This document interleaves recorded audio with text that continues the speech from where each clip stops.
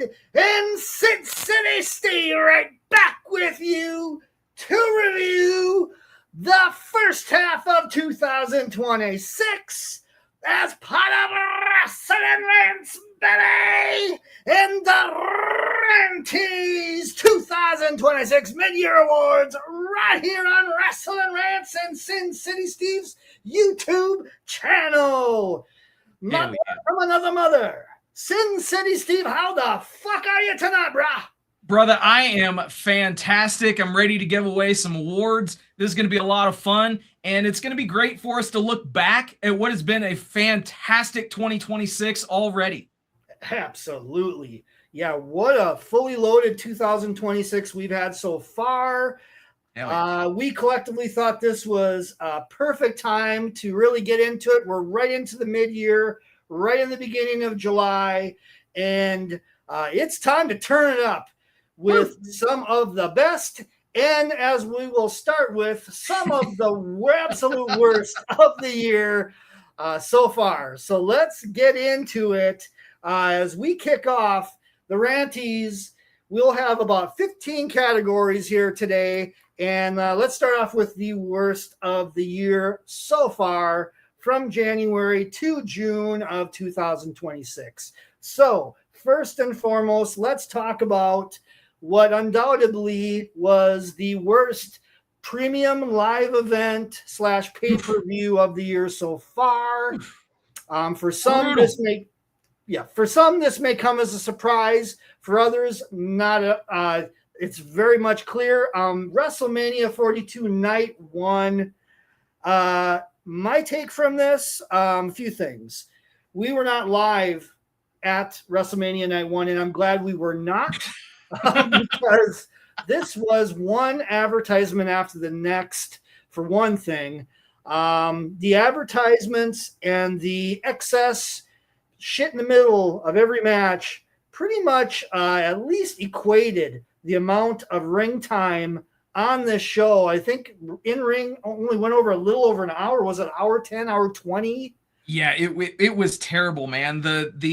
The ratio from ads and just miscellaneous shit to actual in-ring product was laughable. Honestly, it was downright insulting to our intelligence as professional wrestling fans. Absolutely, and especially at a WrestleMania. This is why it made the worst to me was the fact that it was particularly at the biggest show, or supposed to be the biggest show of the year. And yeah, there was so much filler. Every match hardly had time to develop. Heavy entrances, as WrestleMania always is. Always. That's fine. That's fine because, again, that's the big event. Right. But, no, dude. And not to mention the pricing, man. The pricing on tickets. Oh, it's unbelievable. And yeah, we went and saw it at Stadium Swim at the Circa, which was a phenomenal alternative idea for this. And kudos, if anybody has never gone to this in Vegas, please do yourself a favor and do it. It's a one-of-a-kind experience. I'll never forget it. We had gotten VIP tickets to the Stadium Swim for this event. So on that level, fantastic. The experience still was great, but however, just the experience of watching the show, it was comparatively as well to night 2. It was like a night and day. Oh yeah. You know, it was just the matches didn't have as much meaning as night 2. There wasn't really any stand-up memorable moments. We see how the fallout of even Cody and Orton came, and what came from that. Absolutely nothing came from that. Nothing. Everything was unnecessary. You know, you mentioned Pat. You didn't mention him by name, but realistically, Pat McAfee being involved in that storyline felt very shoehorned in, and we know the reasoning behind that. But realistically, when you have somebody that goes on to a show and says, "Hey, don't even bother buying night 2. Don't even bother watching it. Don't even bother buying a ticket." You're degrading your own product and cutting off your nose to your face, to quote an old trope. But it's from top to bottom, night 1 was just in a stark contrast to night 2, which night 2 is arguably one of the better shows of this year. It's just night 1 was so abysmally bad. Yeah. It was a year like I mean, last year's had a similar feel, maybe on night 2 a little bit with the Cody and the Cena letdown of a main event too, but this took it to a whole new level this year with the polar opposites of both nights. I hope we don't see this again. I feel like WrestleMania needs to be both nights just as solid, just as loaded. We need memorable moments in each night. We need them spread out. We need some balance. So, I mean, SummerSlam will be a good test of where they go next with things on this. But yeah, definite letdown of the year. Absolutely, man. Yeah. And I don't know what else there is that needs to be said about your biggest show of the year for a multi-billion-dollar company. Yeah. To have been such a colossal failure. Yeah. As we saw in night 2, they quickly reversed course. They sure did. I'm curious to think and wonder what was their feedback internally after that first night, and where did things pivot for night 2? Was everything already in place? Just the energy felt way different night 2 all around. So lots of lessons to be learned, hopefully, from TKO's experiment with all the ads too. I feel like since WrestleMania, it has gotten better for the most part for PLEs. So that's good to see that experiment ultimately failed, and they've pulled back a lot on that kind of shit. So. All right, let's call it the next one. We're going to do worst match of the mid-year so far, and we got some interesting picks on this one. Yes, we do. Oh my. Holy fuck. Both equally very much whoa. Yeah. You want to talk about your man first? Yeah, so I'll definitely talk about this one. This one happened the same weekend as WrestleMania. Yeah. So obviously this match was heavily impacted by Allie Katch suffering an ankle injury early on in the match. But all in all, it just felt uncomfortable to watch. Yes. Effie versus Allie Katch in a loser leaves GCW match. There should have just, obviously, you can't do much when there's such an injury that occurs early on in the match. But there were no hope spots. There was, no kind of saving grace, if you will, for Allie Katch in this one. And it was just one of those things. The fans in attendance did not want to boo either one of these people. Right. And it was just very, very difficult to sit there and watch Effie beat the absolute dog shit out of Allie Katch. Somebody who, quite frankly, he's been in stable with and in a tag team with for years. So I don't know the circumstances behind why the stipulation of loser leaves GCW happened, but the fact is that match should not be the kind of the blow off to a feud or, the last way that somebody remembers seeing either one, or as of this recording, both of them, as neither of those individuals have shown back up to GCW. And who knows when Effie is going to be back. And, if they stick to the stipulation, Allie won't be back in GCW. So I think that this, unfortunately, was one of the few missteps from GCW over WrestleMania weekend. It was a very, very successful weekend for them. And even on this show, Joey Janela's Spring Break 10, which was a lot of fun. It was just, this was a lone misstep for me. Yeah, this was the absolute eyesore of that card. An otherwise solid card. I may even go out to say it may have been one of the better independent promotions of events of the year. Yeah, and it was definitely. I think that we talked about this right after Mania. I think that Janela's Spring Break was either the 1A or 1B show for both of us. Yes. Obviously looking past this match in particular, who knows what we would have thought about this show if this match would have played out any differently. Very true. Yeah, I don't know if it was just a missed execution or what, but I just didn't understand going into that match creatively what they were thinking. I don't know if they had an idea what they were thinking.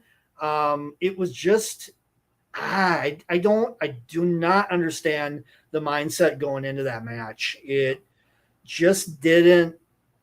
I just don't get it. And that to me, that's what made it so bad too. Is nothing was defined in the match. Exactly. It was just a mess, a big old fucking mess. Which is unfortunate, but it is really what it is. It really is, because that was a long run-in program and a long build-up to that big final match between those two. And what a unfortunate letdown on that one. Absolutely. Speaking of letdown, Aaron Wolf and Don Fale from the New Japan Cup. This was around March, and this just it was an abhorrent showcase of everything that is wrong with a House of Torture gimmick. It was one run in after the next. It was like the worst example of a House of Torture match you could ever see, because you have Don Fale in there trying to carry the rookie Aaron Wolf, and Don Fale can barely move around. It was a god-awful piece of shit that it went about 9 minutes, I think, and it went about 8 minutes too fucking long. Yeah, exactly. It was brutally bad. And that was kind of well, maybe I don't know if it was the start, but it was right in the middle of this bad run for Aaron Wolf, where I didn't get what New Japan was doing. They've kind of pivoted now, and I feel like the G1 is going to be a good showcase to see where this guy lands long term. But the booking did him no favors to be put in against Don Fale, the House of Torture in general. This whole program has been a fucking mess. To be fair, these guys had a rematch a couple months later that was not as bad. However, it was still pretty fucking rough. You mentioned it, when you're relying on Don Fale to carry a green rookie to a passable match, and then you circumvent that by what was the number of run-ins on that? Like 5-6 different run-ins. Insane. It just like it was just nonstop, man. Yeah. It was like you could have set the fucking Benny Hill theme to that shit. Right. Exactly. with all of the chicanery that happened. It was unreal. Yeah. It was just a mess. It was probably, and not probably, easily and unequivocally the worst moment in New Japan this year. Yeah. That single match. It was fucked. Whew. Enough said about that one. I completely agree. Yeah. Oh my God. Let's get into worst promotion of the year. This one was a unanimous decision on both sides. TNA has made some incredibly fucking bizarre choices this year. Yep. Particularly as the beginning of the year started, things were looking pretty good for this promotion. Yeah. They landed the AMC deal. Things were feeling good. And then the debut happened. We'll talk about that in a second. But just the choices. The choices particularly that I've seen are a few things. One, when you start to have some sort of fake issue with AEW and you start pulling talent out of cards that they were a part of, that's one big problem. Another one is you're getting rid of anybody and everybody in the company that really has a heart and really wants the best for the company, it seems like. So that's been happening a lot lately. Yeah. And then thirdly, just the creative in general. The creative in general just has been at a point of, I don't know how you describe it exactly, malaise and very, very, very dull. Yeah. It's a shame. The pay-per-views they've tried to sell this year have not hit with me. I have not found any sort of intrigue in the storylines that they're doing right now, and it's just become like a development territory to NXT. I feel like at this point, And that's exactly what it is. That's exactly what TNA has become in 2026, which is sad. I know that you've been a long-term proponent and supporter of TNA. All the way. So to say that I was somewhat shocked when you sent this over, I understood it, but at the same time, I was like, this is how far that company has fallen. That somebody who was a staunch supporter and defender of that product for years is now saying that they are the worst promotion in professional wrestling, which, to be honest, I would agree. This is a perfect example of non in front of camera things impacting in front of camera things. Oh, yes. And realistically, you mentioned the stuff that happened with talent being pulled from shows and the mass exodus of people that have left TNA. Now, to be fair, there have been some people that have re-signed or gone back to TNA this year. So hopefully they can rebound and have a solid second half of the year. But I think that, what you're saying is spot on. There's no real kind of a hook that gets you and makes you want to tune in. I think that, the fact is they had a golden opportunity to make Mike Santana their guy. Yes. And they really didn't. Yes, he held the championship. Yes, he was involved in the main event for most of the first half of 2026. But realistically speaking, you have to wonder if this is, something else with the front office saying, we don't want this guy to get too crazy over because his contract is going to expire in the middle of 2026. And he's not going to take the money that we're going to offer him. So we're just going to kind of dumb him down a little bit. So they had an opportunity to put the title on Mike Santana and actually make him and build the promotion around him. And I think that was, for me, one of the most glaring things outside of obviously what we talked about with, the stuff with Carlos Silva and essentially them becoming the developmental company for freaking NXT. Yeah, I mean, we see where all of that ended up by the end of it. Now the NXT TNA crossover really isn't happening anymore, and see where things are now. It's very clear that they were positioned in a certain way. TNA talent really didn't get any NXT titles for the most part. It was a very uneven partnership that now they don't really have anything to show for it. And additionally, I think another thing that must be said is the way that they treated Joe Hendry and the way that they treated Santana was very similar in that they absolutely. They did not capitalize when these guys were hot. They drew it out far too long, give them the title well after the fact that the heat was rising, and it's just all for naught, and then nobody gives a shit when you don't have anybody challenging these guys in the positions because they haven't really established anybody else as solid, legitimate, credible threats. We saw how they used Steve Macklin, for God's sakes. That was the whole thing. I mean, that was just one example of many. So really unfortunate. Like you said, I'm a proponent. I've been a diehard TNA fan since the beginning. I will defend this company till my throat runs dry on many occasions, but I can only go so far with that kind of stuff.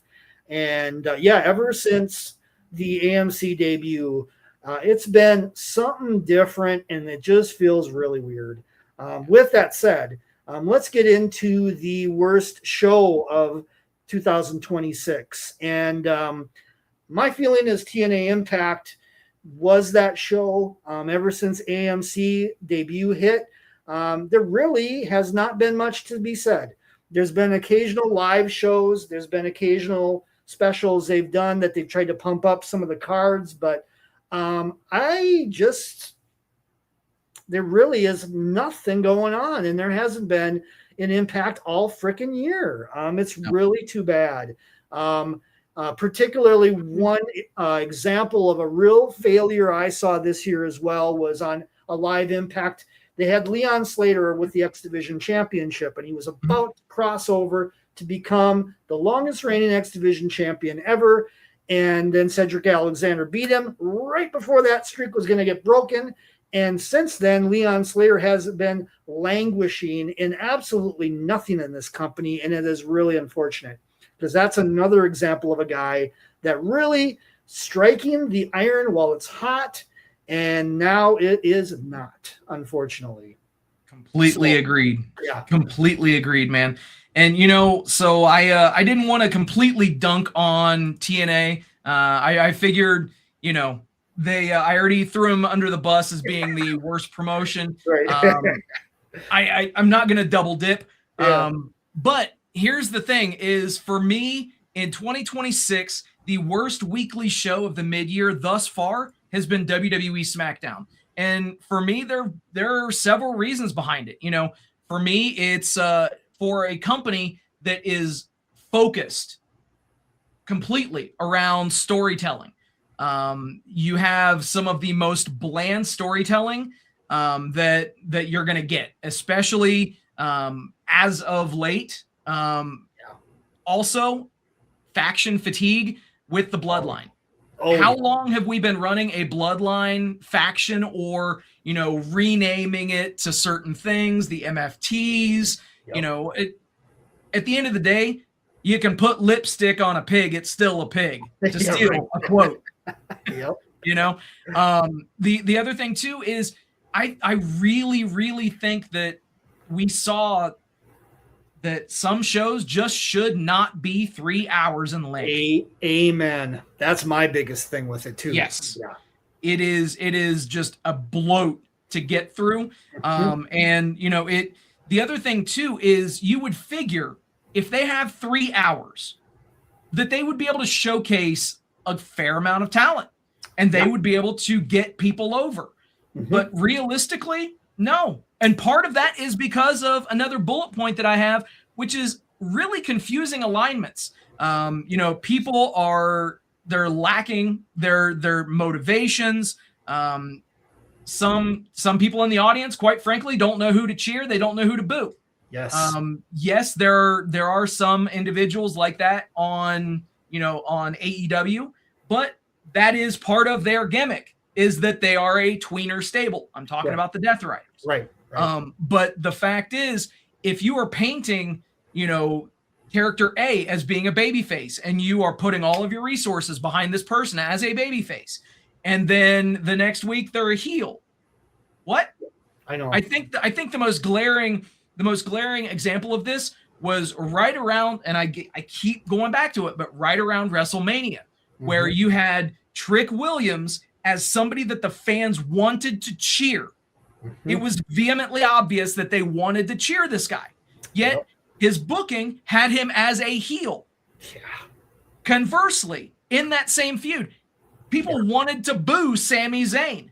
Yeah. They really did. With his character and what he had been doing, they wanted to boo him. Yet WWE and creative hammered that home and tried to shoehorn him in as a babyface. It did not work. And let's be real too. Botched finishes never help the product. For sure. There were a lot of issues with finishes and things not being executed all that well. And I don't want to say that it was exclusively on the Blue brand, but it was the most noticeable. It seemed that way. It seemed like, it almost seemed to me like they were positioning, as we've noticed throughout the years and decades, but SmackDown is that B show, and Yeah. we go back to that B show feeling, and you're focusing on maybe B show talent also on a certain level, and intermixing. I mean, you had guys like Cody in the mix and all that kind of jazz too, but again, feeling like this was not really the priority of the week. Most weeks was definitely apparent. And again, people want to boo Cody. At this point, they want to boo him. Yes. And, you know, some would say that's one of the things that led to his departure from AEW. I don't know for sure. I wasn't involved, but I'm just reading stuff online. You know, I'm a mark with a microphone, as I always say on the Vegas Bad Boys podcast and on the Sin City Indy Report. Yes. But, you know, that's the fact. Like, I watch these shows from a fan's point of view. And yes, I try to have, you know, a bit of scrutiny and a bit of intelligence with this stuff. But, you know, come on, man. Like, if people out and out want to boo somebody, and that person does not want to change their alignment for vanity reasons or a moral code reason or something of that effect, I understand that from a personal level, but also what has been hammered home the most to us in 2026? Business. Yeah. WWE is a money-making business. Yep. It is indeed. For better or worse, it certainly is. But yeah, SmackDown to me, like when you had Cody at the top of the game, or top of the show, I should say, all year, and yeah, the fans were not like completely invested. No. The Drew McIntyre Cody program that was all over SmackDown in the first part of the year, to me, didn't really hit very well. No. Then we go into the Orton program. Yeah, something just didn't feel right at the top. No. Most weeks, and that's also what really I thought it was real lackadaisical. Because the 3 hours, like you said, it's brutal. It's brutal most Fridays. And let's be honest. Thankfully, they're back to 2 hours, though. Yeah. Thankfully, they've gone back to 2 hours. We can see if that change is going to help that product, and hopefully it will. Hopefully it does. I think it might. I feel like with the 3 hours, some weeks, the writers were just scrambling for ideas and just throwing shit and seeing if it sticked. And that to me also like really was a negative more than a positive so far this year. So absolutely. Well, you know what, man? We've talked a lot of negative shit. Yeah, exactly. You know, like, can we let's move on? Change it up a little bit. Well, let's do a complete fucking 180 and let's talk about the best of 2026. And let's start out with the best storyline of the year so far. Yeah, we got some feelings. I think these are both great picks. Steve, go ahead. Talk about man. it. So for me, I had to mention the Will Ospreay and Death Rider storyline that's ongoing. For those viewers and listeners that might not know the specifics, Will Ospreay obviously went out of action with a neck injury, and they wrote him off in storyline by having the Death Riders break his neck. He comes back to television, and instantly there seems to be more than meets the eye between Will Ospreay and Jon Moxley. And that's kind of where everything kind of started.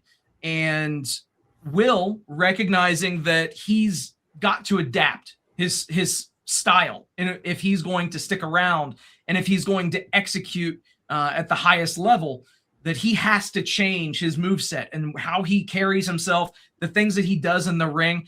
And so who better to go to, quite frankly, than people that are very skilled in ground-based grappling, almost like an MMA hybrid style, which would be the Death Riders. And it's been very interesting to see how he's been welcomed into the group, especially with the events of this past week.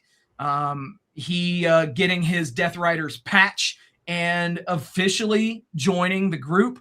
Obviously, that opens the door for some things down the road.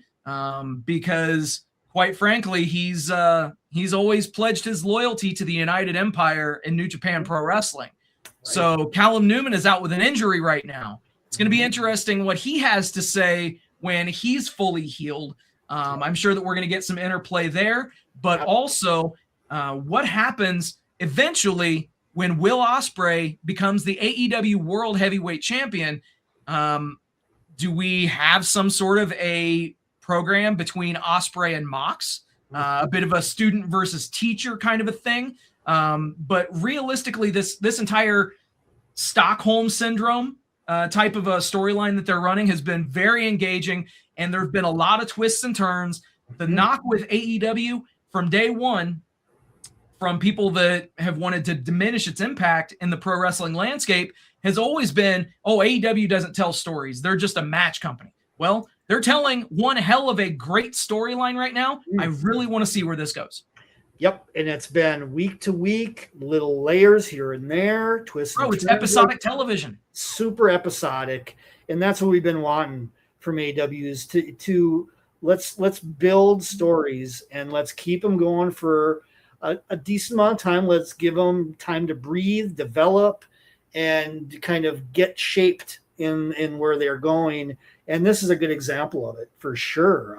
This is a strong storyline for the year that has been many months in the making too. And there has been a lot of tension points to it too. And there still is. That's what makes it good. It's still festering and formulating and shifting, and I love it. Yeah, it's a really, really strong story that has a lot more to go to it as well. Oh yeah, which is that's the other awesome part of it.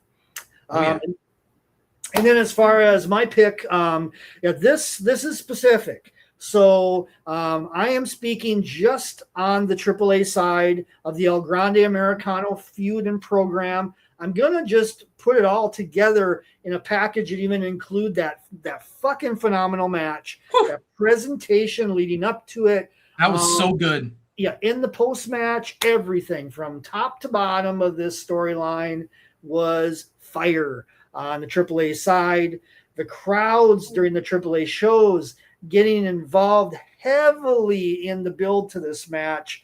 It was impressive. And in juxtaposition, seeing how things were coming across on the Raw brand with this feud was so bizarre. If there could be most bizarre Twilight Zone storyline of the year, it would be that. Because it just didn't hit. The roles were reversed. Crowds weren't really giving a shit about it. And then you go over on the AAA side, and Ludwig Kaiser is like the next coming of El Santo to these guys. Dude, it's unreal. It really was in the layers of the girlfriend with him, and everything that was involved in this was just 5 stars. Great shit. Loved it every single week. I wanted more and more of it when I watched AAA, which is a very underrated show on the WWE side. I have to say it's probably their best weekly TV every week, traditionally or usually. And this was one catalyst of it, if there ever was, with this storyline. So great stuff all around. Like I said, I'm including the match in here. I'm including the post-match. I'm including the entrances of that match, and I'm including the build as well to it. So all in all, 2 thumbs up all the way. How good was it? And keep in mind, this all happened because of an injury. Yes. It all happened because of Chad Gable's injury, and they had to scramble and put someone else under the mask. Yep. And it just so happened to be Ludwig Kaiser, and that guy has inadvertently made himself through this feud. No question. Yeah, he's never going to have to take that mask off ever. He better not. I certainly hope they don't force that hand. I wouldn't advise it at all because he has really created.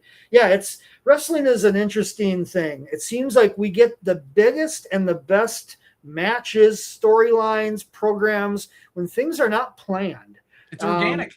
Yeah, when it's an organic thing that just kind of goes in the way it's supposed to go based on fan reactions and engagement. And this is a clear example of it for sure.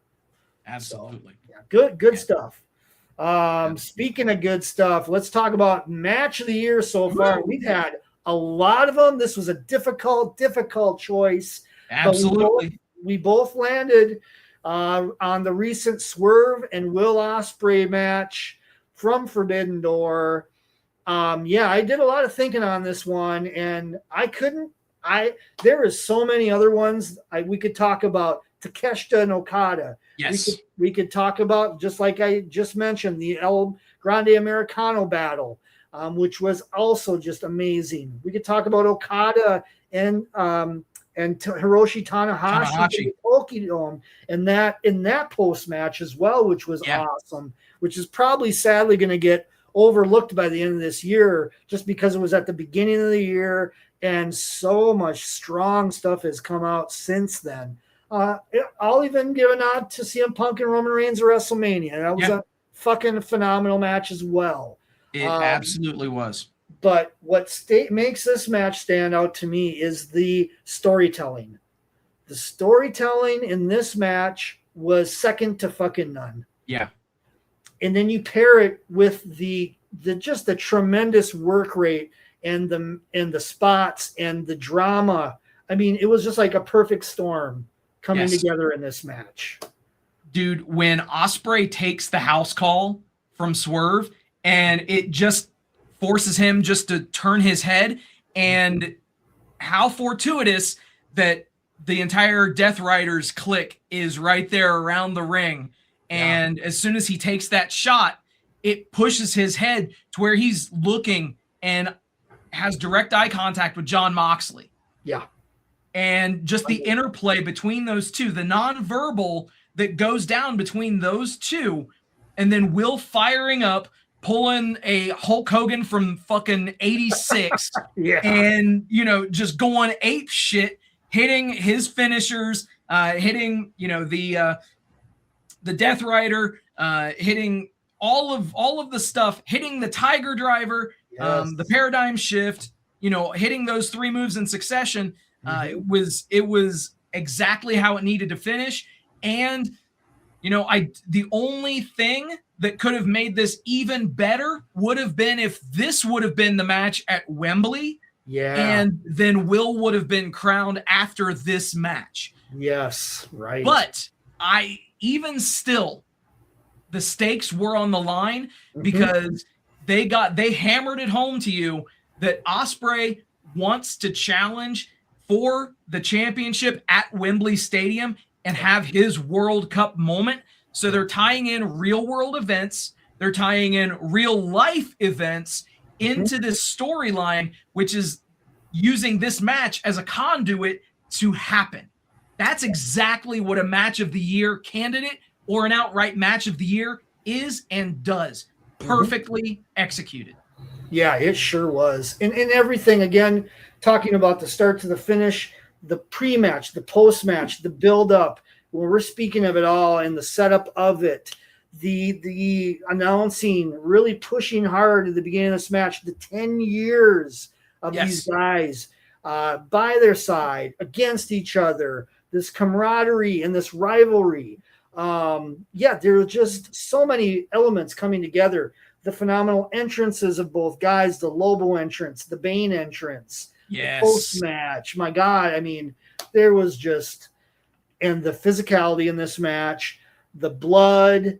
I mean, what was missing in this? Fuck, nothing, man. It just hit all the check marks. Yeah. And it did flawlessly in a way I haven't seen, frankly, since like an Omega and Okada match.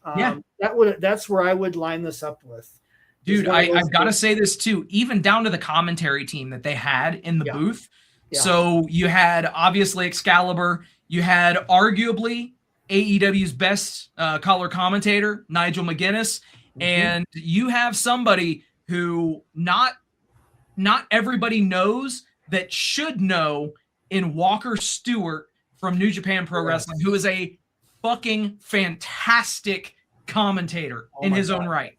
He does a great job of building the story in the match, because that is something that New Japan inherently does and have done extremely well for quite some time.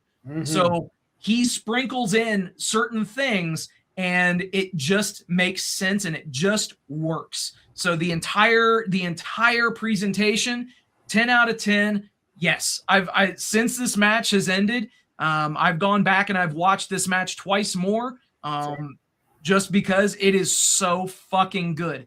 If you are listening or watching and you have not checked out this match in full, do yourself a favor, set aside about 35 minutes with entrances. I'd say about 40 to 45. Set aside that time. Do yourself a favor, check out this match and get invested in it. Don't fuck around on your phone. Don't use it as background noise. Dive in and you will appreciate it and you will thank us. Yeah, every spot, every sequence in this match meant something and then some. Yeah, they did a great job laying this match out from top to bottom as well. And both guys came up. I'm really interested to see where we know where Ospreay's going, where Swerve is going to go after this. I hope they find a really strong program to put him in after this, because he did something to me that made me think this motherfucker needs to take it to yet another level. And they need to appropriately follow up with that too. So, because completely agreed, he did great. Just as there was really nobody carrying one another in this match, it was an even effort all around. Definitely. Just 10 fucking stars, motherfucker. Goddamn. Shit. All right, perfect segue to the next one. Let's talk about PLE of the year so far. And this is again a 1A, 1B kind of scenario as far as I'm concerned. I picked Forbidden Door, you picked Double or Nothing. This could have gone back and forth. I thought about Double or Nothing as well. My feeling on Forbidden Door is this. I did like a little comparison of both shows, and to me, the main event, Forbidden Door, took it over the edge, as well as the cage match versus the Spring Stampede match. That's just my feelings on it, but just as much, I can easily say this, that probably from top to bottom, as far as a flow of a show, I think Double or Nothing was better on that level of start to finish, really no even close to a dead spot. Where Forbidden Door, the Edge and Christian match with the dogs is maybe a little questionable in there. There's little spots here and there. So I'm with you, man, that Double or Nothing was the best Double or Nothing for sure. But then to get this the next month right away is just like, wow, are we blessed or what? Dude, what a 1-2 punch. Yeah. And, this just underscores how good of a year that AEW has had, not just on pay-per-view, but across the board. Yeah. And, of course, people are going to chime in and say, oh, you guys are getting paid by Tony Khan. Shit, son, I wish. Man. Give me them checks. Right? Anything AEW is like taking money away from me. I can't monetize anymore, damn it. So exactly. Yeah, man. For me, it was there were quite a few things on this show that kind of set it apart. The Takeshita Okada match, you mentioned it when we were talking about match of the year. Completely agreed. The Ospreay Samoa Joe match was very solid. Swerve and Bandito was great. Again, we're mentioning the same names, so you can see that there are several people that are having one hell of a year. Right. Even the Jon Moxley Kyle O'Reilly match was a great technical encounter. Yes, the win of Cage and Cope over FTR to get those tag titles was one hell of a feel-good moment to start the show. Yeah. You also had the run-in from Beth in there. It was very solid, and to cap it off with that Stadium Stampede match, which was a lot of fun. Oh, yeah. Was it the best Stadium Stampede match? Probably not, but it was definitely up there. Oh, yeah. And again, production quality was great. MJF defeating Darby Allin in the title versus hair match was a justified end to that Darby Allin title run, which was fan-damn-tastic, as we'll talk about. But yeah, it was, for me, it was top to bottom the best show that I've seen this year. Forbidden Door was a very close second, only because of a couple of lag spots in the middle. Mm-hmm. Yeah, Forbidden Door was quite a bit longer in the tooth. Yes. I think a little bit too. Yes. Something to be said on that. There could be a lot of comparisons made for these both shows with the 2 matches from Double or Nothing that opened against the 2 matches of Forbidden Door that opened as well. Very comparable. Yeah. Very comparable. Fucking awesome openers on both shows. Then you lead into both second matches, which were also equally just as awesome. So yeah, it was like deja vu almost with Forbidden Door and Double or Nothing, mirroring themselves almost in a certain way of quality. So yeah, 1A, 1B, I would say. Absolutely. Yep. Let's throw it into promotion of the year then. This is, hey, what can we say? Yeah. AEW. Let's think about where AEW was like about a year ago from now. And yeah, they were building up to All In, and some of those builds were decent. But I think there was a bit of it is what it is kind of feeling with AEW around that time. Yep. Early 2025 and a half of the year. This year, comparatively, I feel like it's been very much elevated. The angles are hitting better. Boy, every week on Dynamite, we have a banger or 2 or 3. And it just seems like it's more coherent from top to bottom with the company. The right people are being pushed in the right positions. Talent is getting over. Characters are being made. Interest is there. And I've been loving what they've been doing this year, hands down. Yeah. And I'm really excited to see where things lead with All In here. Things are really getting set up nice. All the pieces are coming together. And I just feel like there's a nice long-term plan that seems to be executed pretty damn well week to week here with AEW. Without a doubt, man. I think, you mentioned All In. I believe that is kind of the turning point, or whatever kind of vernacular that you want to use. But I think that was where things kind of ratcheted up a notch, and we started to see things toward the end of the calendar year 2025 that were great, and then 2026 was like they were fired out of a gun. They hit the ground running, and they have not stopped since. It's been a lot of fun to actually follow that promotion, especially this year. And let's be real too, man. You're starting to see people who had written off AEW or not given it a shot up until now. And they are slowly but surely making the migration over, and they are watching AEW, not just for the pay-per-views, but also they're watching Dynamite. They're starting to watch Collision. Collision numbers are improving pretty quickly, as a matter of fact. Mm-hmm. Dynamite numbers are looking great. They just launched My AEW this year as well, which will be a boon for them in time. If you're not familiar with it, I highly recommend creating an account with My AEW. You can create a free account so that you're not behind a paywall. And guess what? There are things that you can watch on that free account. So they have an AEW a fast action channel where it's literally you can click a button and you're watching an episode of Dynamite from, let's say, maybe 4 years ago. That's awesome. Which that runs 24/7. It's awesome. So I mean, you can't go wrong with that stuff. Plus, they're adding tons of independent promotions on that platform. So they're doing some really good things, not just for their promotion, but also for the good of the professional wrestling industry, which is very much needed, especially in today's climate.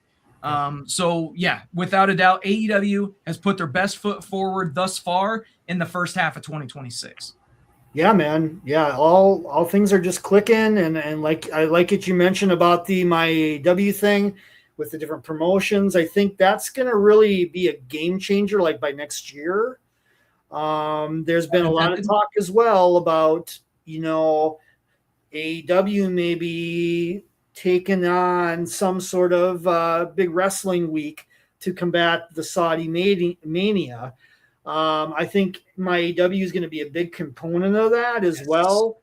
You're going to have a lot, maybe some live streams from that week as part of that big promotion. They might, who knows where they're going to go with it, but I think that's a really big piece of the puzzle moving forward. So yeah, things are looking really good.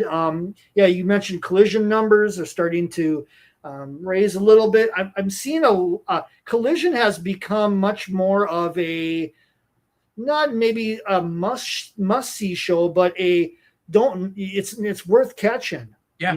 The in-ring has stepped up a little bit. I mean, just last week we had what was basically like an extension of Forbidden Door. Yeah. On the episode, which was a lot of fun. Yeah. Yeah. So I enjoyed it. And yeah, I just feel like the content is really, really coming together, and it's really looking good so far. So hell yes. Let's talk about this weekly show of the year then, while we're on the subject. As if there's any surprise. All right. Yep. Again, Dynamite week to week. You got the episodic format that's been more prevalent this year, and main events that have really been bangers. Just the last week, we saw that opener of MJF and Mark Briscoe as an example of a hell of a match. Deal. Yeah, just one example of many with Dynamite. But they've done some theme shows this year. We got another one coming up this week. That's another thing I really liked, was these dynamics of these different directions and locations that they've been doing. Yes. We've been seeing this more and more from AEW and Dynamite and Collision for that matter. But I like that the aesthetic is different, the feel's different. There seems to be more weeks than not where it's a big match feel to it, with at least a couple matches that are really like, damn, okay, they're going here right now. And next week's an example of it as well, with a couple matches that really I thought were going to be saved for a pay-per-view that are going to be dropped on Dynamite next week.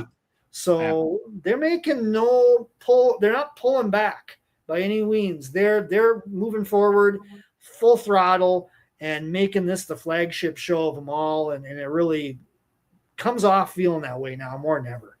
Absolutely, man. I completely agree with your sentiment there. The one thing that really kind of gets to me is when people who have, again, written off AEW or, like to be a detractor of AEW, they'll throw out, well, why are you doing this pay-per-view level main event on a free TV show?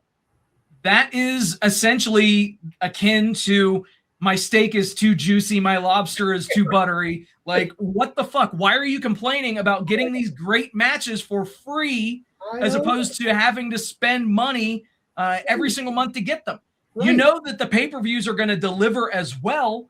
Right. So why not sit back, enjoy great programming on a weekly basis and great matches on the pay-per-views on a monthly basis? I don't get it. Like, are people just masochists and they just want to be punished and be told that everything that they think is wrong and be subjected to ad after ad after ad after ad? Right. I know. I don't get it. That's not my style, or what, that's not what I tune into a wrestling show to watch. Right. Exactly. To be honest, I don't tune in to watch promo after promo after promo. Yes, it's good to break up, match with a couple of promos. You mentioned one thing about this past week's episode of Dynamite, which I thought was great. Number one, they had a story that stretched the entire length of the show. So it retained viewers, and you had to watch it from the beginning to the end in order to find out what Kenny's decision is going to be. That's something that was done during the Monday Night War era when ratings were through the roof.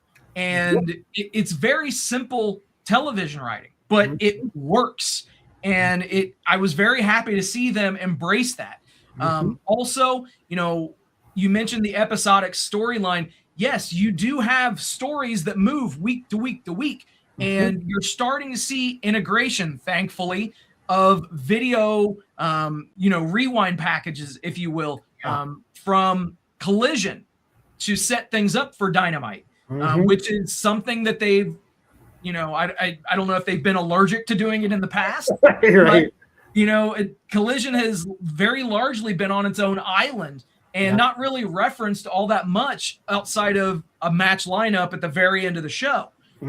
So, embrace that and do things on Collision and run video from that episode of Collision on Dynamite if it's compelling to where people will want to tune in and watch. That's just it's simple, but it makes sense, and it will do nothing but make their product even better than what it is. Yep, absolutely. And, you said going back to, the days of the Attitude Era and stuff, and people bitching about, well, why are you dropping all this stuff on regular TV that should be saved for a pay-per-view? That's what made that era back in the 90s successful, was WWE decided, well, WCW did as well. Yeah. We are not going to do squash matches anymore all the time. We are not going to do build. We need balance. And that's what they did. They did high-level main events every single week. And that's what brought both products up. And that's what we're seeing here as well. And hey, I'd get the argument about putting stuff on free TV if the company couldn't deliver on pay-per-view, and the pay-per-views were the same as, just another day of the week or whatever, but they're not. So we get the best of both worlds in this situation. We get high-level work every week on Dynamite, and then it builds to pay-per-views that are on a whole other level of work rate. So that's what I like that formula. I don't know what the fuck people what the critique is on that, to like, you gotta save this stuff for a paper. No, not at all. No, they got that covered already. It's like there's no reason to save anything. Like, I was surprised. I mean, I thought the Omega MJF match would be I completely agreed. And a rematch still may, but we get chapter 3 or 4 of these guys here on Dynamite. So we could very well get a fuck finish that sets up the pay-per-view. It could very well something along those lines. Yep. So again, something I've been told by WWE maximalist fans. Oh, trust the process. If you don't like what's going on in storyline, just wait for it to play out. Okay. Well, if you don't like what's going on in AEW, wait for it to play out, because there's definitely a rhyme and a reason behind it all. Yep. Yeah, it feels definitely like that. There's usually not a dropped storyline or some sort of point that's never followed back up on or anything like that. Not in the way things are booked right now. I could say that differently at different times of AEW, but this is not that time. It feels like it's much more coherent, and we know where things are going week to week, and it feels good. So, hell yeah. Ooh, yeah. All right, let's roll into our last third of the awards. Yeah, man. And, let's reward some individuals. Absolutely. Yeah, let's talk about, first and foremost, some of the best work from non-wrestlers, and I'm going to put a little asterisk on this one because of my pick. All right. Yeah. So my pick is Danhausen, and yes, I get it, people. Danhausen is a worker. He is technically a wrestler. Yep. However, 2 points. He very rarely is working now. And when he does work, it's very short. And it's very storyline driven. This is not a guy busting his ass out there in the ring, flashing his chops and, putting on 4 or 5 star matches. So the limited amount of in-ring work. Secondly, I just kind of feel like he really doesn't even need to wrestle. Yeah, he doesn't. It really is unnecessary.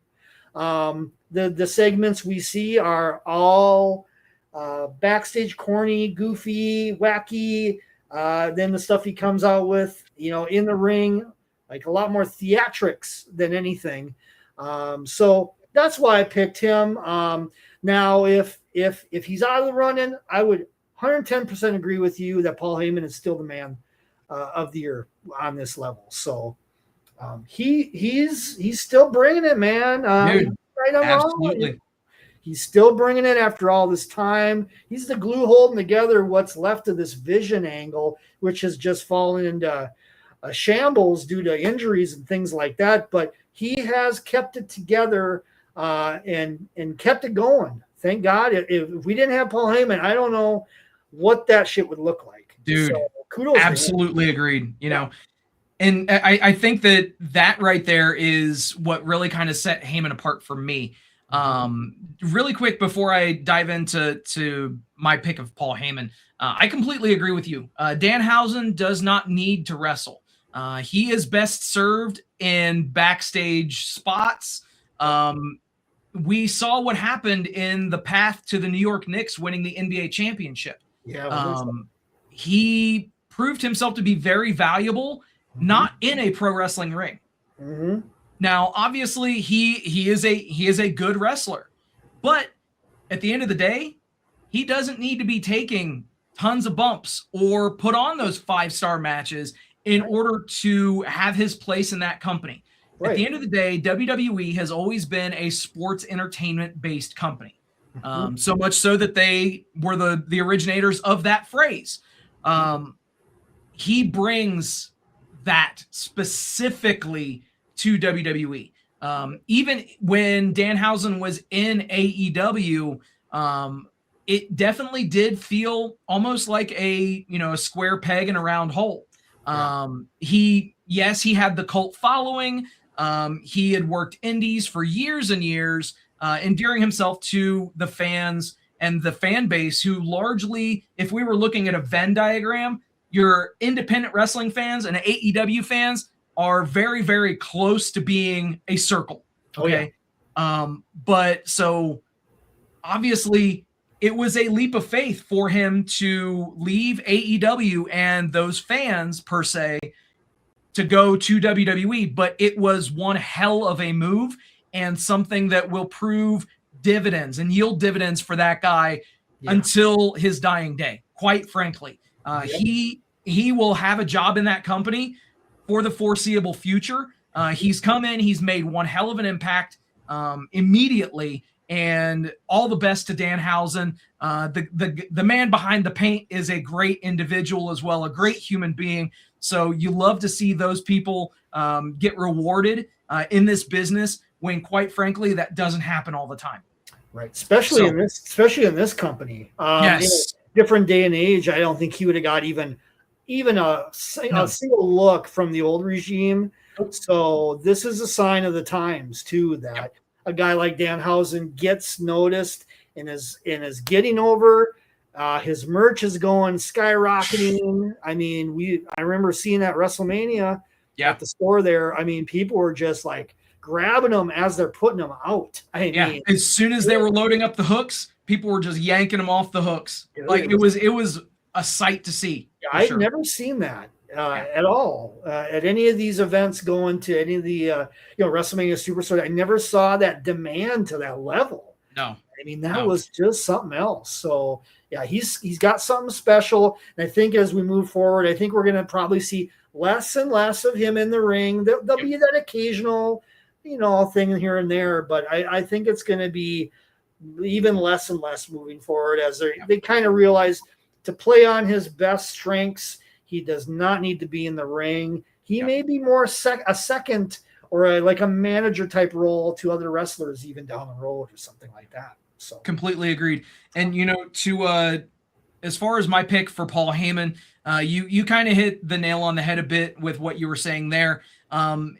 Realistically, think the vision would look like without Paul Heyman. Oh my God. Remove him from that exact situation. Yeah. With everything that happened with that faction, with injuries and just largely injuries, but with everything else that went down with that faction, without having Heyman as part of it, dude, they would be in an even worse place than they are right now. And let's call it what it is too. As we're recording this, it's on a Monday night, and the Vision have just won the tag team championships again.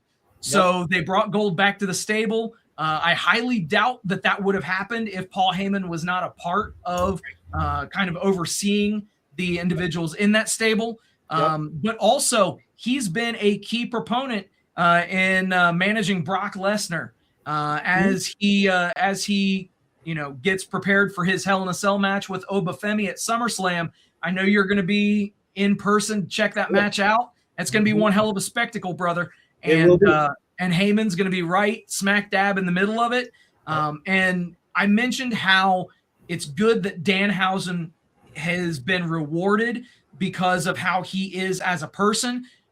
By all accounts, Paul Heyman is one of the most dedicated people in the history of this business. No kidding. And it's fantastic to see that he is continuing to revitalize himself, to change things that he does, and to keep current, making the changes that need to be made, and reinventing himself time and time and time again. Yes. This guy is one of my favorite minds in the history of this business. Agreed. And his creative influence, I think, has to be put in there in the mix of all this too. Without his creative influence in the Obafemi Brock Lesnar program, which the Bloodline storyline. Yes, I know I talked shit about it with SmackDown, but when Roman was on top of the world, obviously everything Bloodline was written by Heyman. He oversaw that entire storyline. They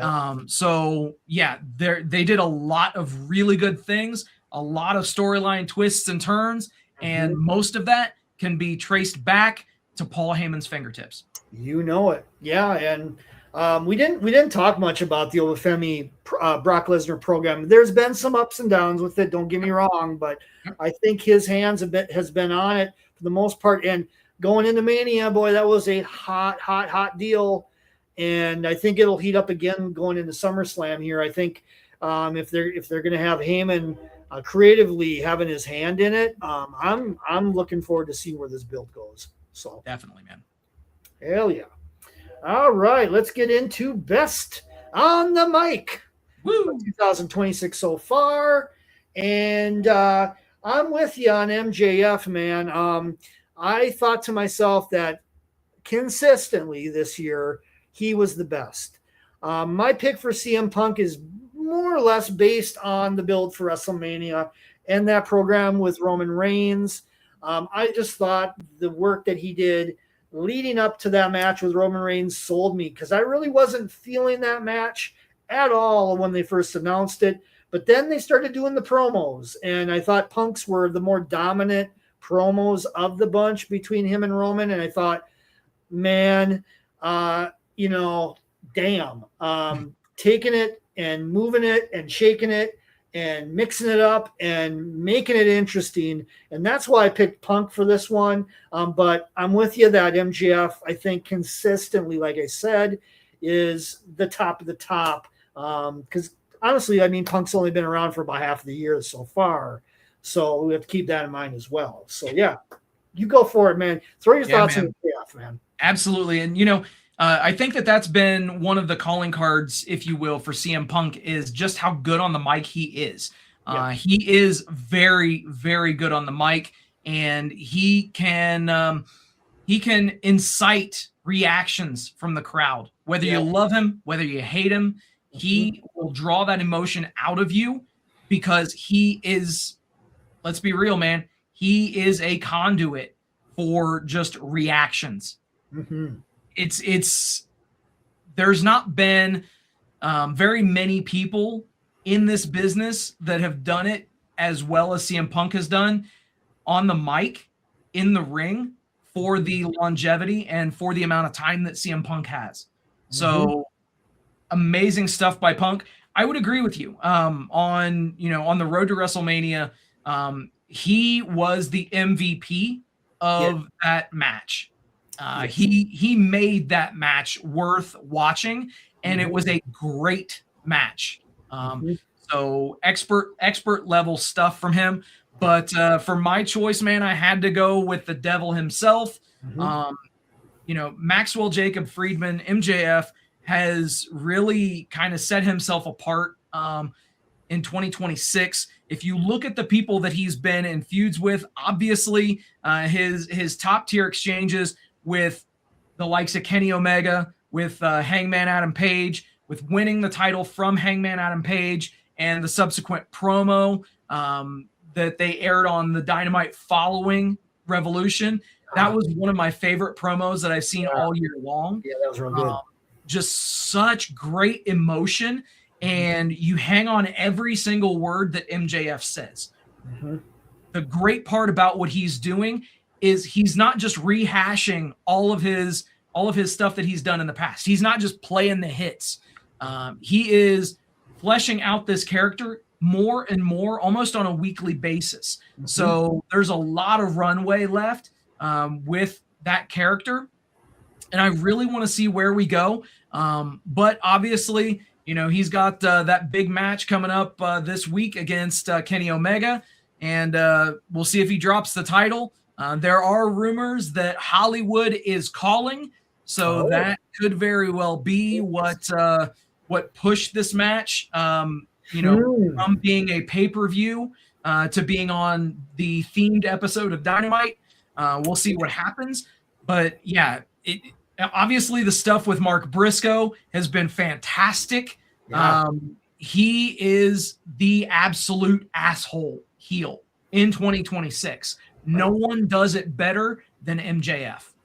Yeah, it's interesting. They keep going a little bit back to like he's healing. He takes a little break. He may come back slightly as a babyface, but then right back into it and healing back up again, taking it to another level. Like you said, his promos are never cookie cutter. They're never formulaic. They are uniquely different every time around. He's very off the cuff. Nothing feels scripted or anything of that nature. So that he's just real on the fly. And that's what makes his promos really stand out to me is he's a master of the mic, man. He really is, as he's grown and came into his own, man. What can you say? Top fucking notch all the way. Completely agreed. Okay, let's go into a really fun one. The holy shit moment of the year so far. Oh, yeah. And yeah, these are just two of many, I should say. Two unique, holy shit, never thought we'd see it. Underdog title wins. Coming into the fold. Darby Allin, Sami Zayn. I have to put in with the holy shit moment on my side with Darby Allin. Just the holy shit month that Darby Allin had when he had that title. That run was insane. Goddamn. I couldn't believe it. It was fucking awesome, man, week to week. But it started with that holy shit moment, WrestleMania week. AEW gets people talking with a big title switch that kind of came out of nowhere, but yet on the same level has been built for a very long time in the background with MJF and Darby Allin. And boom, here we got it in Darby Allin's hometown, where he was trained from and everything like that. Everything came together for that moment, and it was amazing. Really great episode of Dynamite, capped off by that one. Completely agreed, man. And I think the thing that stands out to me is obviously watching the MJF Darby match. I didn't think that they were going to pull the trigger and put the title Me on him. either. Me either. I knew where the match was taking place. Mhm. I knew all the particulars, but I didn't expect it. And that got me to say, holy shit. But I got to say, man, the Sami Zayn not the heel turn, but the Sami Zayn title reign, holy shit. And again, peeling back the curtain a little bit, as we record this, CM Punk just beat old Sami Zayn for that title. So anyway, whatever the situation is, not nearly as good of a title reign for Sami Zayn. Looking at it, in the past now, it almost appears as if that is just going to be like a gold watch kind of a title reign for him. Like, hey man, you busted your ass for 20 years. Here's a title. You're dropping it 9 days later to CM Punk unannounced on an episode of Raw from Chicago. Right. But in any event, dude, I had no idea, zero idea, and zero expectation that was going to happen. You and I have been Sami Zayn fans. Oh my God. Since friggin' Ring of Honor, and even further back too. Yeah. But he is a great talent in this business. He has busted his ass for over 20 years. And regardless of whether or not he ever holds that championship again, at least he can say that he was the WWE champion and he held arguably the top prize in the game during his career, which is fantastic to say. But, in terms of just sheer shock value. Oh my God. I did not. Yes, we saw Darby do it first. I don't care about that. It didn't lessen the impact or the reaction to that any for me. I never would have thought that Sammy would have actually won the match, let alone pinning Cody in the match. Oh, I know. Clean as a damn sheet. Yeah. And they gave that to him in Saudi. And yes, there were subtexts that Sami Zayn was going to possibly win the title at WrestleMania next year at Saudi Mania, but they went ahead and they pulled the trigger now at Night of Champions. And yes, of course, they quickly threw the title back onto CM Punk, but it doesn't, in my mind, diminish what they did, that Sammy got the crowning achievement in his career in front of a very, very appreciative audience. And how many times has WWE, or for that matter, AEW, not done what they should have done in a particular circumstance? So hats off to WWE for putting that title on him in that situation, like what they should have done a few years back at Elimination Chamber, but that's neither here nor there. Right. Yeah. That Montreal moment could have been something, but is what it is. I'm glad they did it, at least when they did it finally. Not a little, but very disappointed that he's already done with this run. But I do think there's something to be said that down the road now, he may be able to reignite things and maybe get another run down the road. Time will tell. We'll see what happens, but I'm not putting it out of the realm of possibility, because I think the company may have seen what they had here and what they could have with a more longer term run, maybe with a full turn with it, going back as a baby face and really doing the chase as it should be. We'll see where it goes, but at least we got what we got. And like you said, it was a complete shock for both of these ones. These were shocking moments. I know you and I were watching it at your place, the Dynamite episode, WrestleMania week. We were both flabbergasted and fucking shocked. And Night of Champions, same deal. I thought, if anything, I thought Gunther was maybe going over, or by pinning Sammy. Or making him tap out or whatever. As the fall guy, right. And it went completely the opposite of that. So fuck yeah. Hell yeah. It was fucking phenomenal.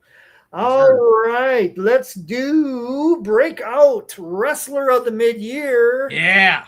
And this is man, what can I say? Both of these picks are on point. you can see it in the way the momentum's going for both of these talents. Kendall Gray just recently got the NXT Women's Championship finally after chasing that for goddamn putting on 4 or 5 months, maybe a little longer, ever since pretty much deadline of last year when she won that. And it was her third time's a charm type of moment, and she got it on her third shot. And man, I tell you, this Kendall Gray, man, week to week, is just slick as fuck in the ring. She is coming across like she's a veteran talent, and she's just starting. It's unbelievable, man. It's really unreal. I tend to think by the end of the year she's probably going to be making the main roster already. I think they're not going to waste any time with it. She is the star of the star in the NXT brand right now. Nobody else shines like her, period. Every week I watch that TV. Kendall Gray is the star of them all. There's nobody at her level right now, unquestionably, in that brand. And then what can you say? Obafemi, over, period. Yeah. Way fucking over. The WrestleMania moment was key in that, of course. I'm grateful we got that. Not so grateful that we had the follow-up as it was. But he's setting himself up well. We got Hell in a Cell coming up. And I think ultimately that King of the Ring win is not going to be just dropped like a bad habit. He's still going to get that title shot. He may claim it for WrestleMania. So I think they're invested in him long term. I expect him to go over in the Hell in a Cell. I expect him to effectively retire Brock Lesnar, and then where they go from there on the way to WrestleMania is anybody's guess. But man, keep that momentum going with this guy. He's something special. Ironically, probably since the first coming of Brock Lesnar. I haven't seen anybody with this much impact in a WWE ring in a long time. Absolutely, man. And you mentioned obviously Kendall Gray as your choice, Obafemi as my choice. And the funny thing is that if we would have divided this category out into male and female, dare I say that we would have picked each other's person as well. Kendall Gray has been a shining spot or a shining star in the NXT landscape right from the beginning. You could tell that she was going to do some great things, and it goes to show that they are taking notice. They are going to be able to build a division around Kendall Gray, and it's going to be very, very interesting to see if she is put in the proper position to deliver everything that she can. I genuinely hope she is given the platform that she truly deserves. And if her NXT run is any indication, which, as we all know, NXT success does not always translate to main roster success. True. Very true. However, I think that she's got it, man. She is fantastic in the ring. And when she is given lines to say, they can come across somewhat wooden and, not the greatest. However, if she is given bullet points and is allowed to speak freely, she is a very engaging promo. Yeah. As we saw on, the last episode of NXT. Absolutely. But I think that, number one, shout out to Kendall Gray, Vegas represent. Gotta love that, man. She's been around MMA training since a very young age. And it just goes to show that, yes, if you have a dream and if you work and you bust your ass, that you can achieve that dream. And we're starting to see it. She has only been around for not even a year. No shit. And it's astounding. I'll say it. There hasn't, because you drew a comparison to Brock Lesnar. I don't think that we've seen somebody that's taken this well to professional wrestling since Kurt Angle. Perfect analogy. Yep, absolutely. Yeah, she is the female version of Kurt Angle in every facet. Even that, I even feel like her title win was almost homaging him, even with the way she looked. I think Kurt Angle even took note of that as well. Oh yeah. So. Oh, absolutely. And as far as Oba goes, I think that we have the potential to have the next big thing in WWE. Yes, I'm stealing the phrase from Brock, but realistically, I think that Oba. I just said it about Kendall Gray.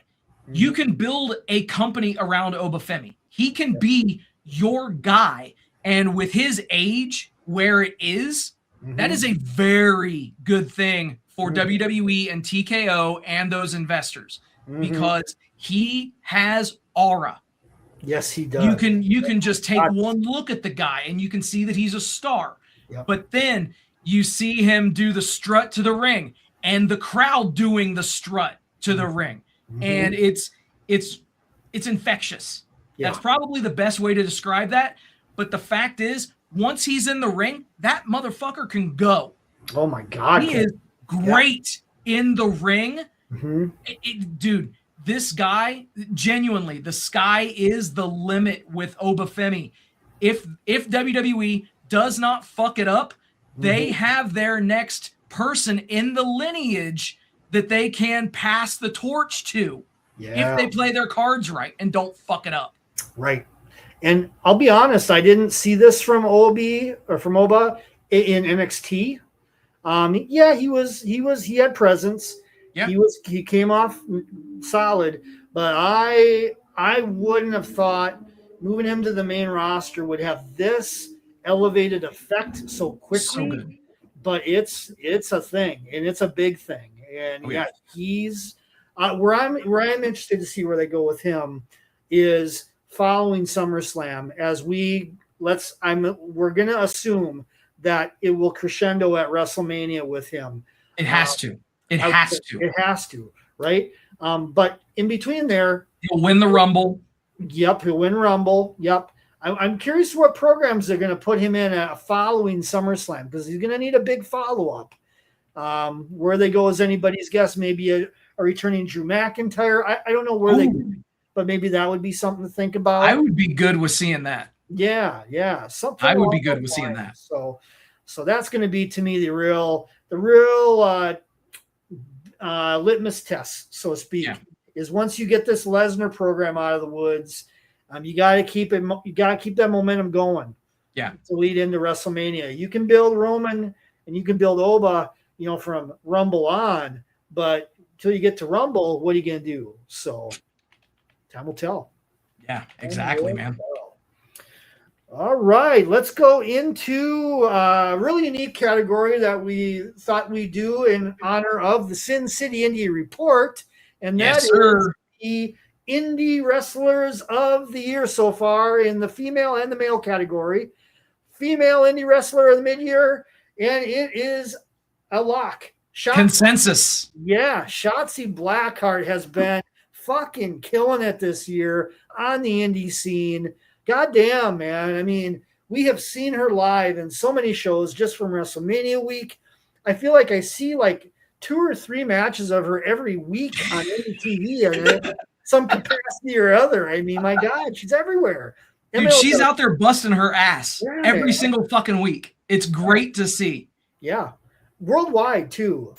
Yes. We've seen her on the Australia shows. Yeah, WSW. Yeah, we've seen her coast to coast, border to border. I'm frankly shocked we haven't seen her more in Japan than we have. That's going to be the next step with her is we'll see her really making her footing in Japan more and more, maybe moving forward. But yes, please. She is skyrocketing herself as one of the top indie talents, if not the top indie talent right now, everywhere. She's in demand. She's over. She's real GCW. She's really proven herself to a pretty physical degree as well. Oh yeah. And I really like where she's at in MLW. Yep. I would love to see her show up in JCW. I don't know if that'll ever happen. Oh, dude. That would be so great to see her in Juggalo Championship Wrestling. It would Hell work. yeah. Yeah, it would work. It would totally fit that. I could see her having matches with Big Al and you know, the rest of the crew over there. So, oh yeah. But yeah, really great year so far for Shotzi, and looking forward to seeing what she does the second half. Without a doubt, man. You know, you mentioned the titles that she's toting around right now. She is the current MLW Women's World Featherweight Champion, which is the title name that they give to their women's division, as she defeated Shoko Nakajima for that title. She is also the House of Glory Women's Champion, defeating Indy Hartwell back in November of 2025, and has made several successful title defenses of that championship. But as you mentioned, man, no one worked more matches over WrestleMania weekend than Shotzi Blackheart, and she is just putting out a great body of work consistently on a weekly basis, man. It doesn't matter which promotion it is. It doesn't matter what type of a match it is. She's getting in there. She's doing some great things, and you love to see it. Absolutely. And I don't foresee her ever returning to WWE. I don't think so, man. I don't think so. She can let her free spirit fly, man. Absolutely. And will she ever make an appearance in AEW? That is up to subject. Dude, I wish. Honestly, speaking as an AEW fan, I think she could do some great things with the women in that division. Oh my God, yeah. Can you imagine her having a match with like a Mercedes and Tekla for sure. Oh my God, the Tekla Shotzi match. Oh boy, that would be something. Oh yeah. So, we'll see where it goes, but yeah, so far so great for Shotzi on the indie scene, man. I didn't expect the level of quality. No, but you know what? It's great to see, man. It sure is. All right, let's get into the male indie wrestler of the year. I think we are a consensus on this. We are a consensus here too. Yeah, Double K Killer Cross, man. What a great follow-up from leaving WWE, and man, he has put his name on the map in multiple locations, multiple promotions. This is just like, it's almost like the template of Shotzi and Killer Cross, man, representing across the board. And they're great friends too. So, obviously, they've been in each other's ears, kind of giving each other best practices, what's worked, what hasn't, all that kind of stuff. So yeah, it's great to see the camaraderie that they have. It's awesome to see. Yeah. So Cross right now is the awesome championship wrestling champion, the MLW champion. My God, I mean, it just goes on and on. In the Australian organization that had was that World Series Wrestling champion as well. Yeah. So he's the champion there. Yeah, man, he's just rolling with it. I'm glad that he has kept it, stayed back, and focused on his indie bookings.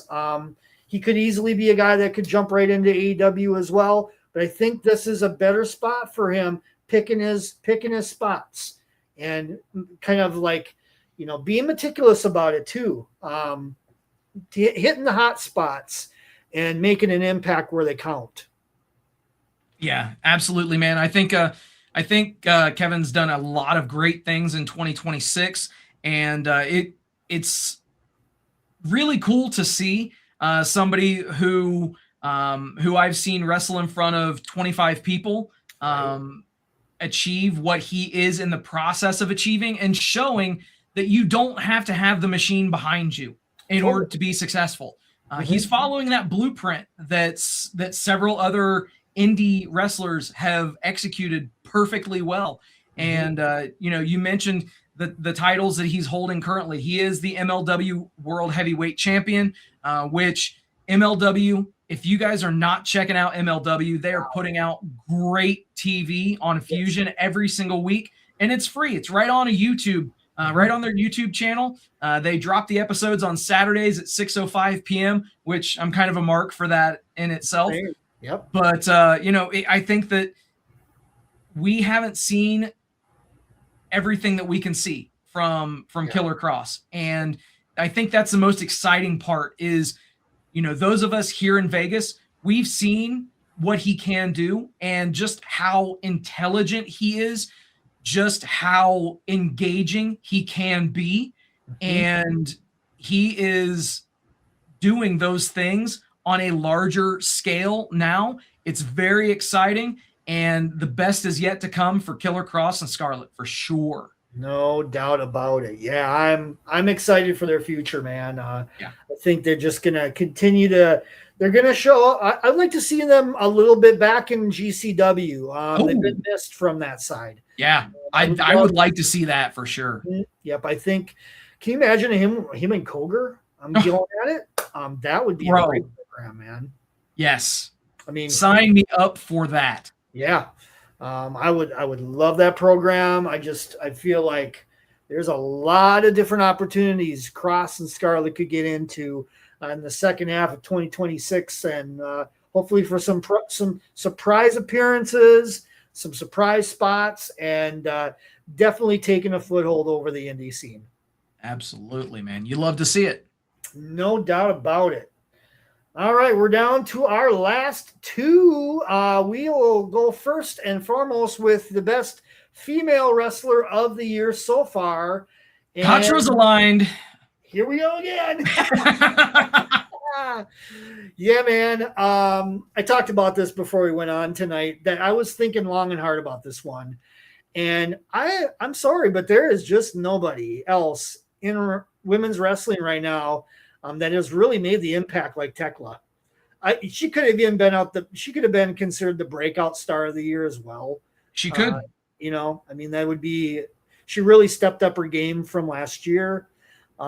Really coming to her own in her characterization, in her persona, in her promos. Her ring work has been great. I thought that match in Forbidden Door with Starlight Kid was top fucking notch and one of the best women's matches of the year in U.S. wrestling.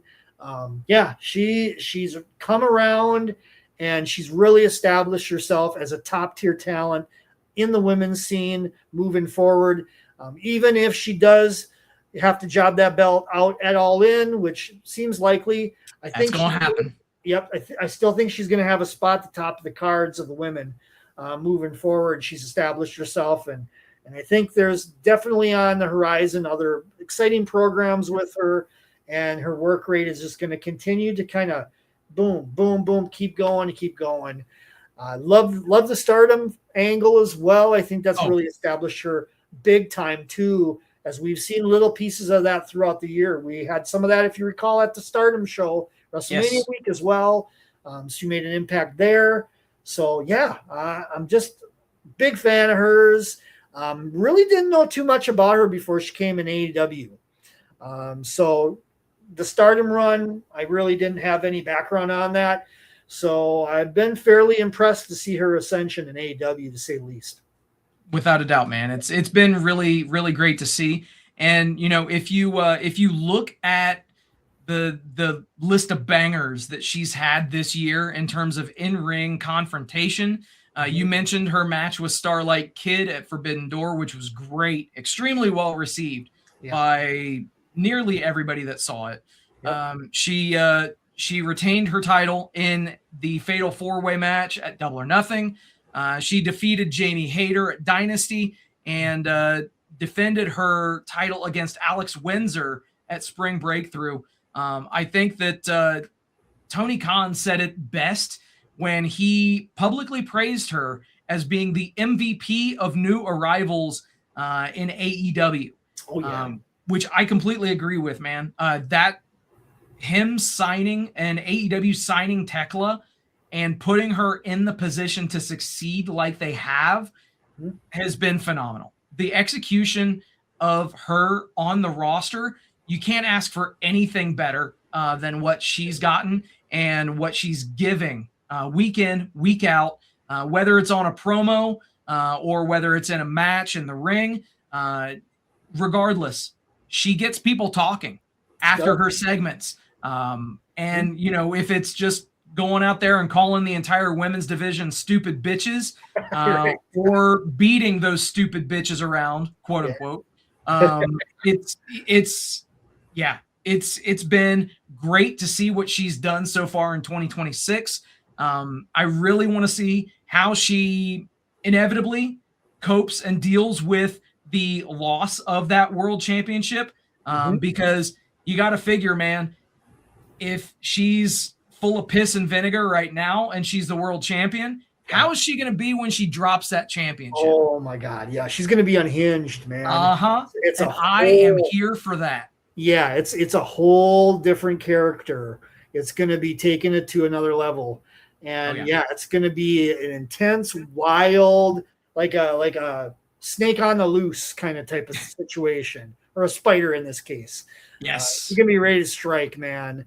And I'm all for it, man. I'm all for that counter effect of a situation, how that changes the character, where they develop from there. And this is going to be a really good one, I think, with Tekla.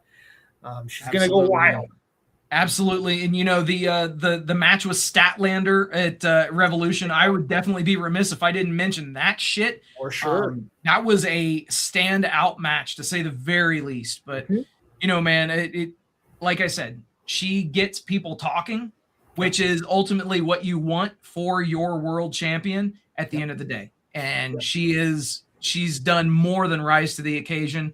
She's surpassed all expectations. Yeah. TK gave her the ball, said run with it, and she's sprinted with the ball as far as I'm concerned. So breakout year for her, undoubtedly. Yeah. The title run has been great. No complaints on my end with this at all.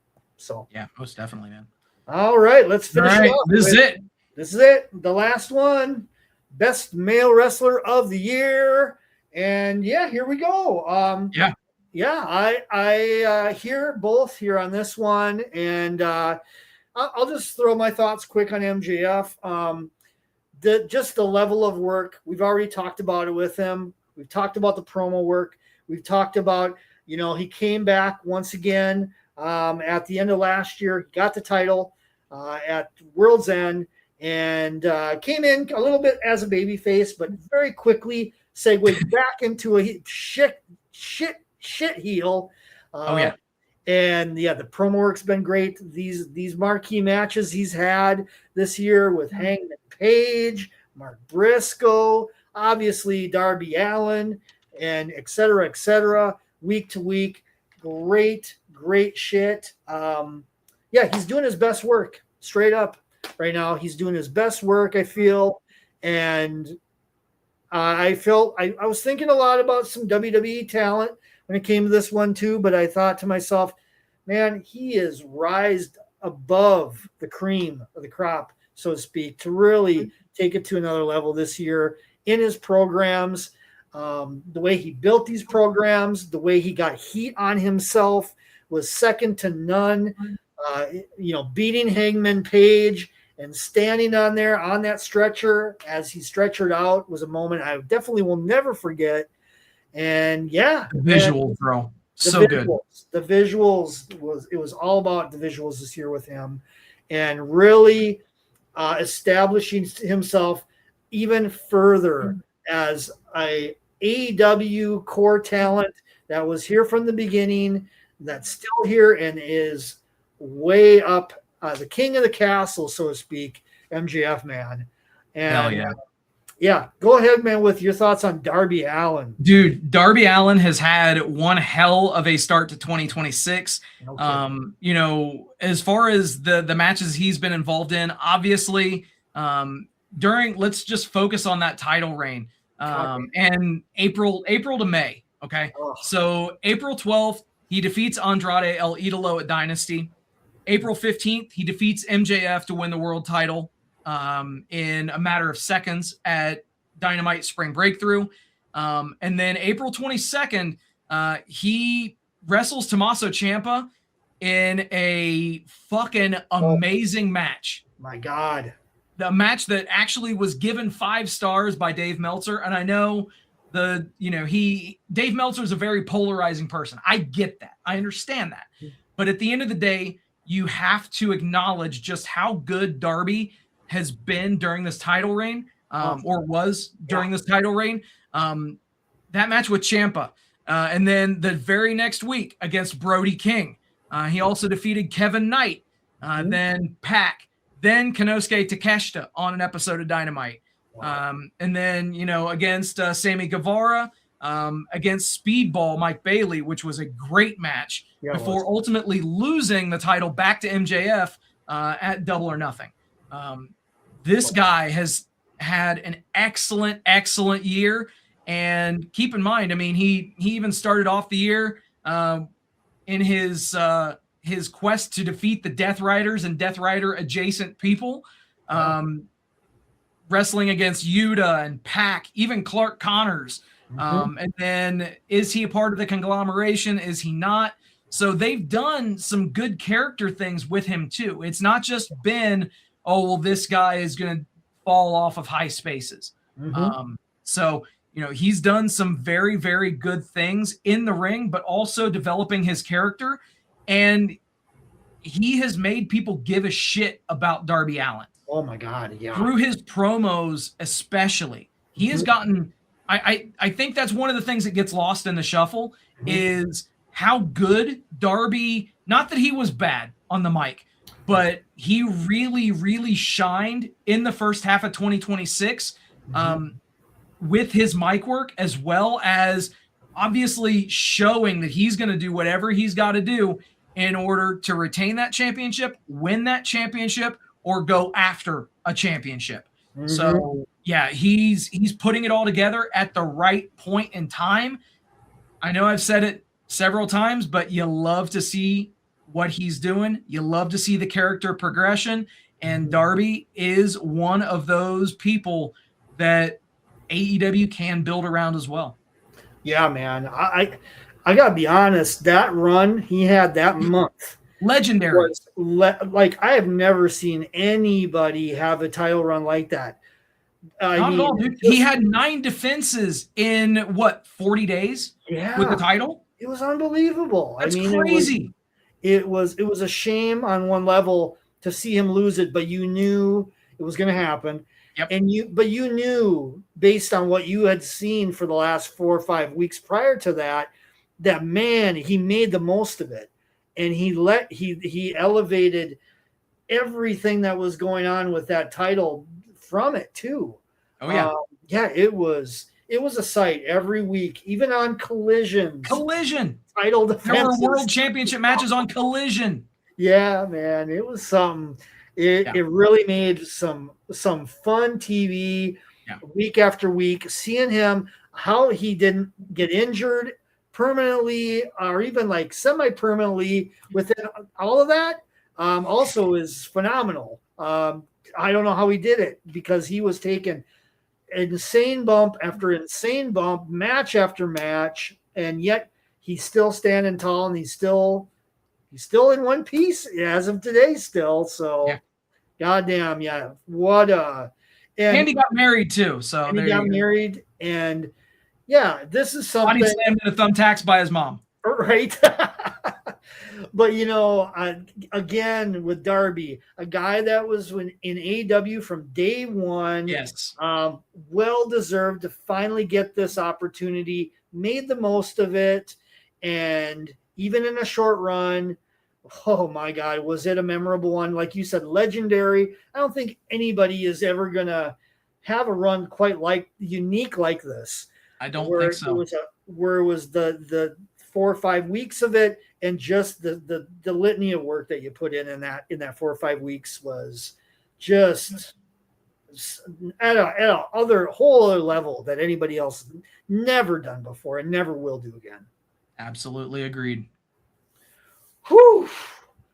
Boom, the bell rings, and there we go. Now's when the credits would start to roll, and we'd have, all that type of shit. The orchestra would come on and all that jazz, yeah. So, yeah, the Rantys have concluded for the first half of 2026. But damn well we will be back with another version of the Rantys at the end of the year to really take a look back and see how things went in the second half and where it all came around for the entire 2026. So be on the lookout for that down the road. Then we got plenty of other things coming up moving forward here. Rasslin Rants is going to have a regenification of sorts here coming forward.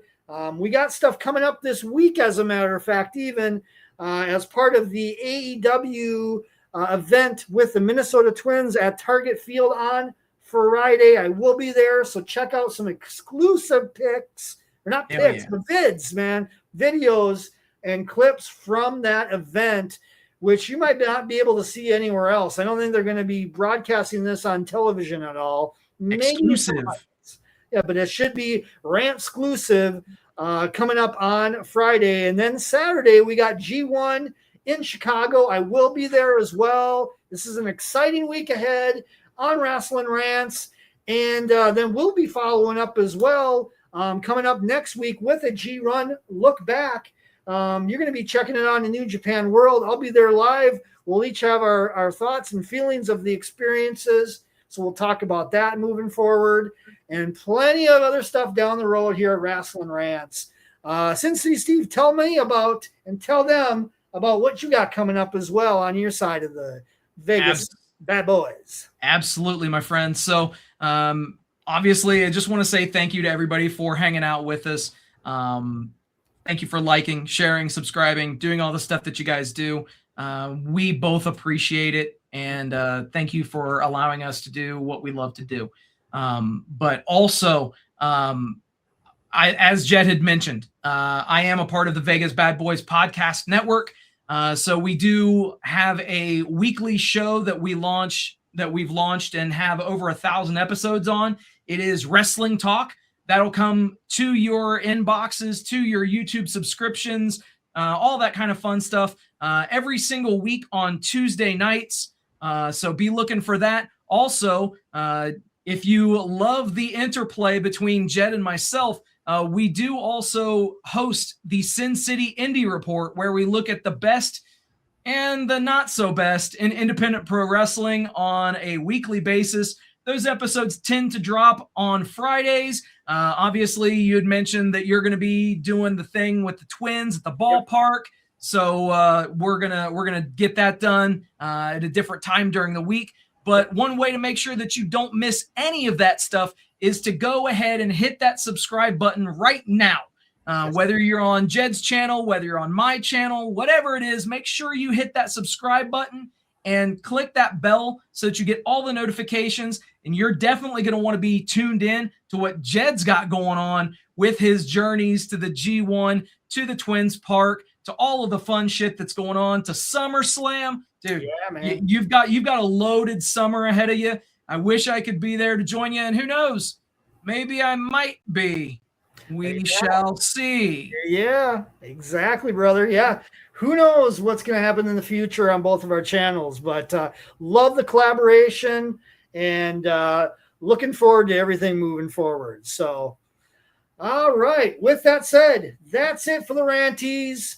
We will see you guys all coming up in just a few days for the Sin City Indy Report on both of our channels. And until then, have a good night. Have a good tomorrow. And we'll see you right back here for some more Rasslin Rants, baby.